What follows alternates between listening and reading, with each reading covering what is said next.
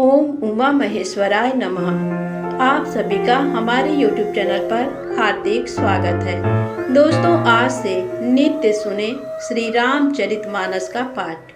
आज सुने बाल कांड के दोहा नंबर 43 से 47 तक का पाठ, जिसका संपुट है आशुतोष तुम अवधर दानी, आरत हरहु दीनु जनु जानी। अब रघुपति पद पंकरु, हिय धरि पाई प्रसाद। कहूँ जुगल मुनि वर्य कर, मिलन सुभग संवाद। आशुतोष तुम अवधर दानी, आरत हरहु दीनु जनु जानी। भरद्वाज मुनि बसहि प्रयागा, तिनहि राम पद अति अनुरागा। तापस समदम दया निधाना, परमारथ पथ परम सुजाना। माघ मकर गत रवि जब होई, तीरथ पति ही आव सब कोई। देव दनुज किन्नर नर श्रेणी, सादर मज्जै सकल त्रिवेणी। पूजहि माधव पद जल जाता, परसिय खय बटुहर सहि गाता। भरद्वाज आश्रम अति पावन, परम राम्य मुनि वर मन भावन। तहाँ होई मुनि ऋषय समाजा, जाहि जे मज्जन तीरथ राजा। मज्जहि प्रात समेत उछाहा, कहीं परस्पर हरि गुण गाहा। आशुतोष तुम अवधर दानी, आरत हरहु दीनु जनु जानी। ब्रह्म निरूपण धर्म विधि, वर्णहि तत्व विभाग।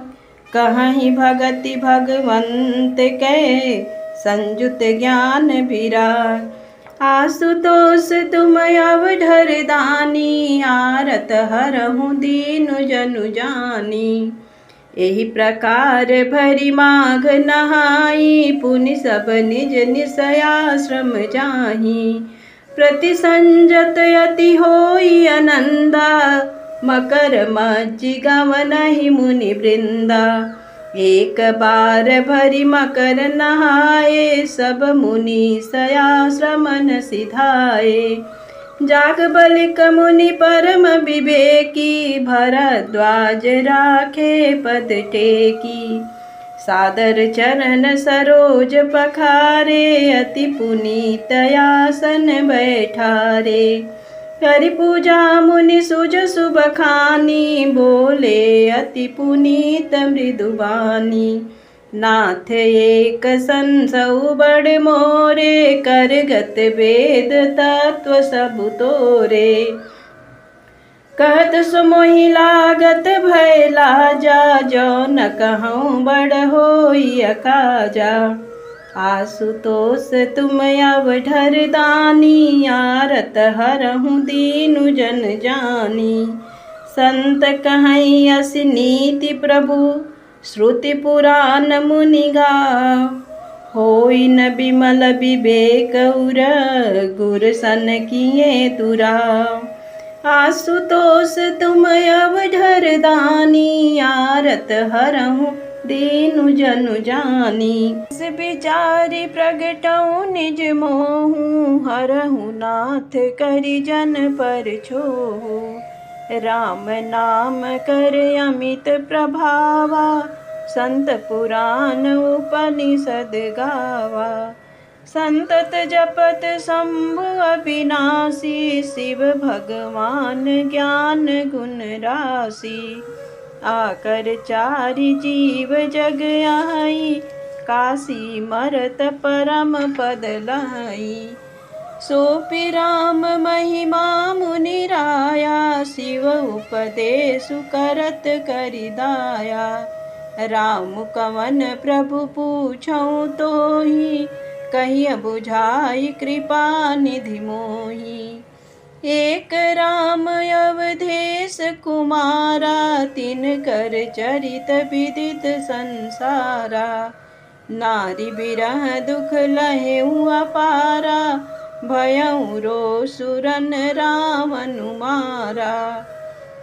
आशुतोष तुम अवधर दानी, आरत हरहु दीनु जनु जानी। प्रभु सोई राम की अपर को, जाहि जपत त्रिपुरारि। सत्य धाम सर्वज्ञ तुम, कहूँ विवेक विचार। आशुतोष तुम अवधर दानी, आरत हरहु दीनु जनु जानी।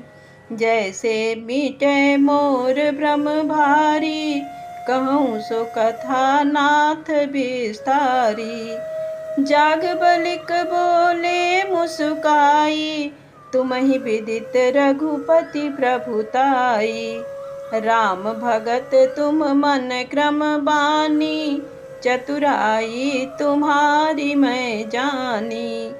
चाहो सुने राम गुण गूढ़ा, किन्हु प्रश्न मनहु अति मूढ़ा। तात सुनहु सादर मनु लाई, कहूँ राम कै कथा सुहाई।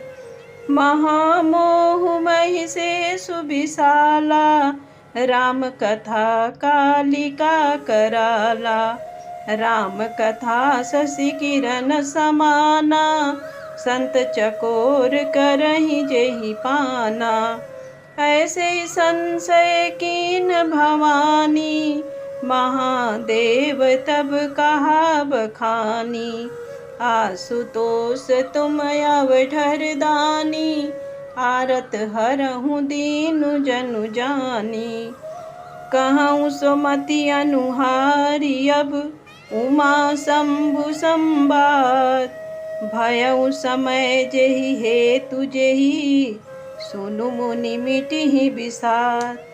आशुतोष तुम अवधर दानी, आरत हरहु दीनु जनु जानी। अर्थात मैं अब श्री रघुनाथ जी के चरण कमलों को हृदय में धारण कर और उनका प्रसाद पाकर दोनों श्रेष्ठ मुनियों के मिलन का सुंदर संवाद वर्णन करता हूँ। भरद्वाज मुनि प्रयाग में बसते हैं। उनका श्री राम जी के चरणों में अत्यंत प्रेम है।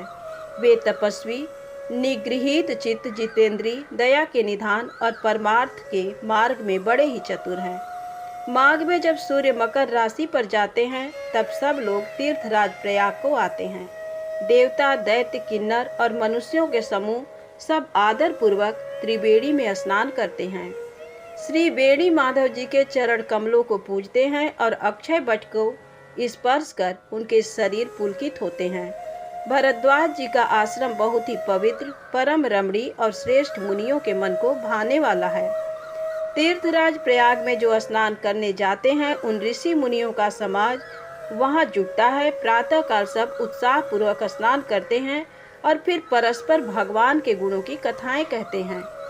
ब्रह्म का निरूपण, धर्म का विधान और तत्वों के विभाग का वर्णन करते हैं तथा ज्ञान वैराग्य से युक्त भगवान की भक्ति का कथन करते हैं। इसी प्रकार माघ के महीने भर स्नान करते हैं और फिर सब अपने अपने आश्रमों को चले जाते हैं। हर साल वहाँ इसी तरह बड़ा आनंद होता है। मकर में स्नान करके मुनिगण चले जाते हैं। एक बार पूरे मकर भर स्नान करके सब मुनीश्वर अपने अपने आश्रमों को लौट गए। परम ज्ञानी याज्ञवल्क्य मुनि को चरण पकड़कर भरद्वाज जी ने रख लिया। आदर पूर्वक उनके चरण कमल धोए और बड़े ही पवित्र आसन पर उन्हें बैठाया। पूजा करके मुनि याज्ञवल्क्य जी के सुयश का वर्णन किया और फिर अत्यंत पवित्र और कोमल वाणी से बोले, हे नाथ, मेरे मन में एक बड़ा संदेह है। वेदों का तत्व सब आपकी मुट्ठी में है, अर्थात आप ही वेद का तत्व जानने वाले होने के कारण मेरा संदेह निवारण कर सकते हैं। पर उस संदेह को कहते मुझे भय और लाज आती है। भय इसलिए कि कहीं आप ये ना समझे कि मेरी परीक्षा ले रहा है। लाज इसलिए कि इतनी आयु बीत गई, अब तक ज्ञान न हुआ, और यदि नहीं कहता तो बड़ी हानि होती है, क्योंकि अज्ञानी बना रहता हूँ।